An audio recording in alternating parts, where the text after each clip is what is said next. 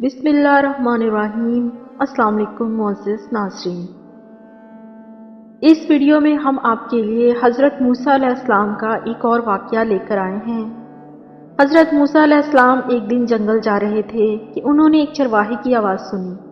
وہ اونچی اونچی آواز میں کہہ رہا تھا، اے میرے جان سے پیارے خدا، تو کہاں ہے؟ میرے پاس آ، میں تیرے سر میں کنگھی کروں گا، جوئیں چنوں گا، تیرا لباس میلا ہو گیا ہے تو دھوؤں، تیرے موزے پھٹ گئے ہیں تو وہ بھی سیوں، تجھے تازہ تازہ دودھ پلاؤں، تو بیمار ہو جائے تو تیری تیمارداری کروں۔ اگر مجھے معلوم ہو کہ تیرا گھر کہاں ہے تو تمہارے لیے روز گھی اور دودھ لایا کروں۔ میری سب بکریاں تم پر قربان، اب تو آجا۔ حضرت موسیٰ علیہ السلام اس کے قریب گئے اور کہنے لگے، ارے احمق، تو یہ باتیں کس سے کر رہا ہے؟ چرواہے نے جواب دیا، اس سے کر رہا ہوں جس نے تجھے اور مجھے پیدا کیا اور یہ زمین آسمان بنائے۔ یہ سن کر حضرت موسیٰ علیہ السلام نے غضبناک ہو کر کہا، ارے بدبخت، تو اس بےہودہ بکواس سے کہیں کا نہیں رہا، بجائے مومن کے تو کافر ہو گیا۔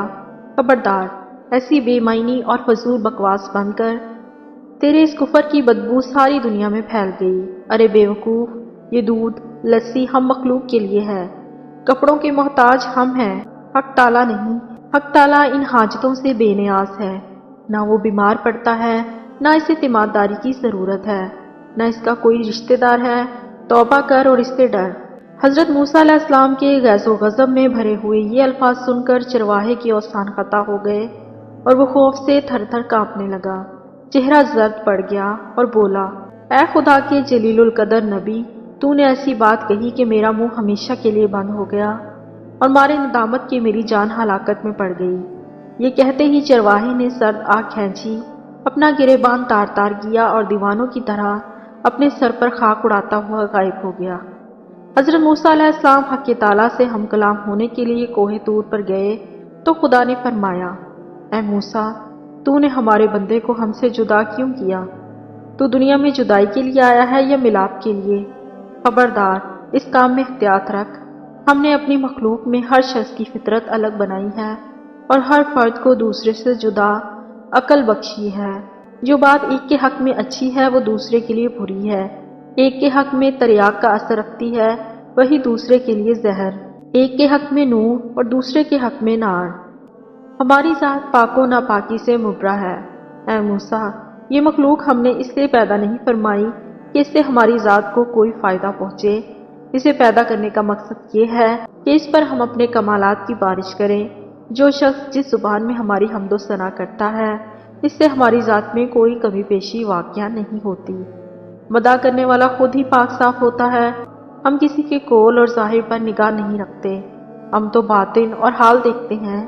اے موسیٰ، خرد مندوں کے آداب اور ہیں، دل جلوں اور جان ہاروں کے آداب اور۔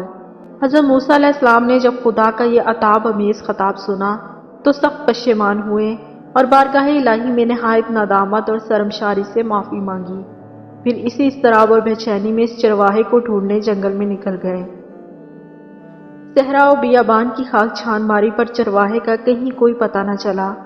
اس قدر چلے کہ پیروں میں چھالے پڑ گئے، لیکن تلاش جاری رکھی۔ آخر آپ اسے پانے میں کامیاب ہوئے۔ چرواہے نے انہیں دیکھ کر کہا، اے موسیٰ، اب مجھ سے کیا خطا ہوئی ہے کہ آپ یہاں بھی آ پہنچے؟ حضرت موسیٰ علیہ السلام نے جواب دیا، اے چرواہے، میں تجھے مبارکباد دینے آیا ہوں۔ تجھے خدا تعالیٰ نے اپنا بندہ فرمایا اور اجازت عطا کی ہے کہ جو تیرے جی میں آئے بلا تکلف کہا کر۔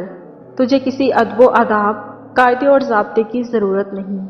تیرا کفر اصل دین ہے اور دین نور جاں، تجھے سب کچھ معاف ہے، بلکہ تیرے صدقے تمام دنیا کی حفاظت ہوتی ہے۔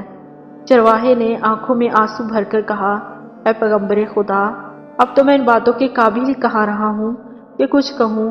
میرے دل کا خون ہو چکا ہے، اب میری منزل بہت آگے ہے۔ تو نے ایسی ضرب لگائی کہ ہزاروں لاکھوں سال کی راہ طے کر چکا ہوں۔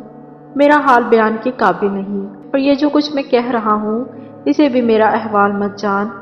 مولانا رومی اس حقائق سے یہ حاصل نکالتے ہیں کہ اے شخص، جو تو حق تعالیٰ کی حمد و ثنا بیان کرتا ہے، کیا سمجھتا ہے؟